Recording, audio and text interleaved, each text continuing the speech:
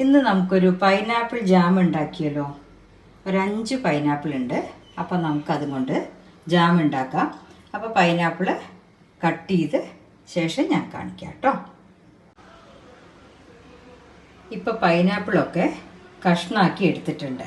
ഇനി അത് നമ്മൾ മിക്സിയുടെ ജ്യൂസർ ജാറിൽ അടിച്ചിട്ട് അതിൻ്റെ പൾപ്പ് അരിച്ചെടുക്കുക. ഒട്ടും വെള്ളം ചേർക്കരുത് കേട്ടോ.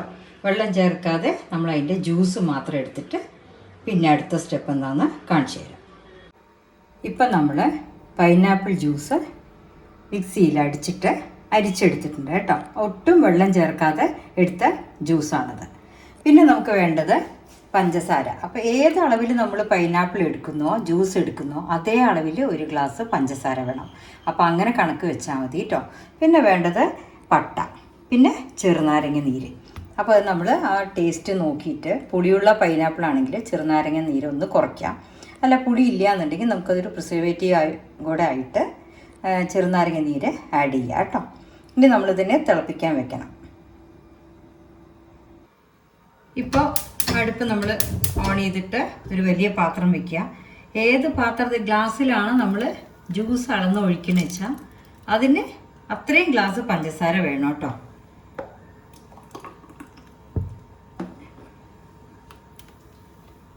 ഞാൻ അത് ഒഴിച്ചിട്ട് കാണിക്കാം.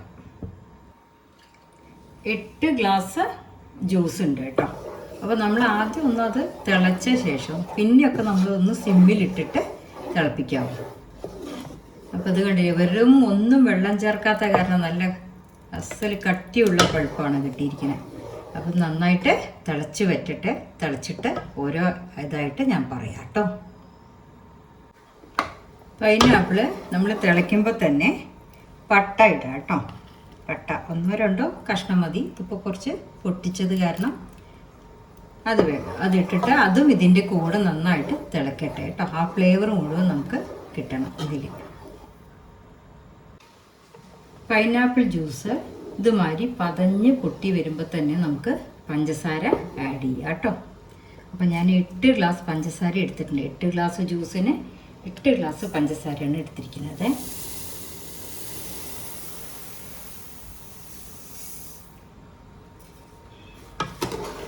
ഇത് നന്നായി മെൽട്ടാവണം.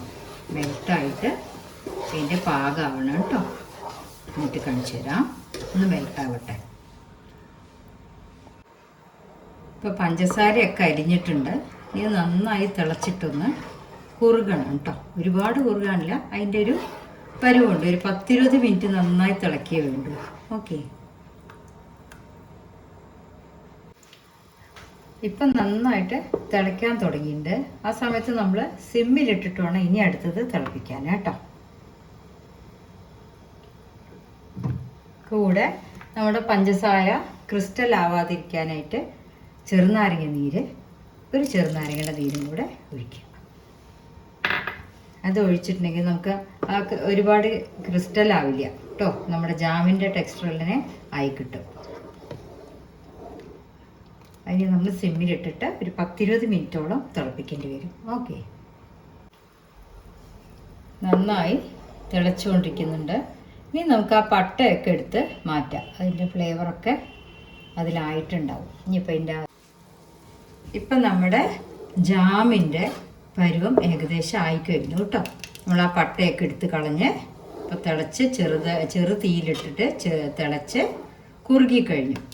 ഇനി നമ്മൾ ഓഫ് ചെയ്ത് വെക്കുക. ഓഫ് ചെയ്ത് ചൂടാറിയ ശേഷമാണ് ആ ജാമിൻ്റെ ടെക്സ്ചർ വരിക കേട്ടോ. അതായത് നമുക്കൊരു സ്പൂണോട്ട് കോരി എടുക്കാൻ പാകത്തിൽ. ഒരുപാട് കട്ടിയായതിന് നമുക്ക് എടുക്കാൻ പറ്റില്ല. അപ്പോൾ ഇതിന് ചൂടാറിയ ശേഷം നമുക്ക് ജാമിൻ്റെ ടെക്സ്ചർ കാണിച്ചു തരാം കേട്ടോ. അങ്ങനെ നമ്മുടെ ജാം റെഡി ആയിട്ടുണ്ട്. ഇപ്പോൾ കുറച്ച് ഇത് കണ്ടില്ലേ, കട്ടിയായിട്ട് ഇത് ചൂട് മാറിയിട്ടില്ല, കുറച്ചും കൂടെ ചൂടുണ്ട്. അപ്പോൾ നമ്മൾ ഈ പാകത്ത് തന്നെ ബോട്ടിലാക്കി വെക്കണം. എന്നാലേ നമുക്ക് ബ്രെഡിലൊക്കെ തേക്കുമ്പോൾ ഈ ടെക്സ്ചർ തന്നെ വരും. ഇതിനെക്കാട്ടിലും ഒന്നുകൂടെ ടൈറ്റ് ആവും കേട്ടോ, കുറച്ചുകൂടെ കട്ടിയാവും. കണ്ടോ, ഈ പാകത്തിൽ നമ്മൾ കുപ്പിയിലാക്കി വെക്കണം. നമ്മളപ്പോൾ ഉപയോഗിക്കുമ്പോൾ കുറച്ച് ഇതിനെക്കാട്ടിലും കുറച്ചും കൂടെ കട്ടിയായിട്ടുണ്ടാവും. Okay, thank U. ഇപ്പം നമ്മുടെ ജാം 4 ബോട്ടിൽ റെഡി ആയിട്ടുണ്ട്. കണ്ടോ, ജാം ബോട്ടിൽ 4, പിന്നെ ഇത് ഈ ഒരു ഡബ്ബ് പിന്നെ ഇതാ ഒരു എക്സ്ട്രാ കുറച്ചുകൂടെ എനിക്ക് കിട്ടിയിട്ടുണ്ട്. അപ്പോൾ എല്ലാവരും ഇതുമാതിരി ജാം ഉണ്ടാക്കി നോക്കുക. ഹോം മെയ്ഡാണ്, ഒരു കേടുമില്ല, വേറെ പുറമേയുള്ള ഒരു ഐറ്റംസ് നമ്മൾ ആഡ് ചെയ്തിട്ടില്ല.